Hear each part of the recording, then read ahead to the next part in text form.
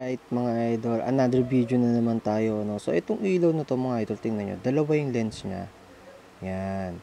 So, ito, meron din tong tatlong wire, no? Tapos, meron din siyang high and low, no? So, may malaking heatsink sa likod. Ayan, no? Diba? Tapos may bracket. Yan. So, papakita ko sa inyo mga idol kung gaano ito kalakas dito sa ating battery. Right? Ayan na mga idol, nakakabit na ano. Ang ganda-ganda talagang tingnan, no. Pagka naka-mount na siya dyan eh. Basta naastigan lang ako mga idol. Kasi parang kakaiba.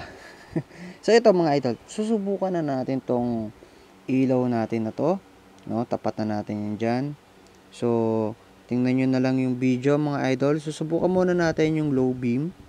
No, dikit na natin. Ayan, yung low beam niya mga idol. Tingnan nyo kung gaano kalakas yan, no. Diba? Ang lakas, di ba? So, ang low beam niya is dilaw, no? Then, ito naman yung high beam niya. Tingnan natin. Alright. Yung high beam niya is puti, na may halong konting pagkadilaw sa gilid, no? So, pagka magkasabay silang dalawa, gawin natin, pagdidikitin natin dalawang wire. Yan. Diba? Ang lakas niyan mga idol. Dalawa kasi yung lens niya, no? So, kaya ganyan siya kalakas, ganyan katapang yung ilaw niya mga idol.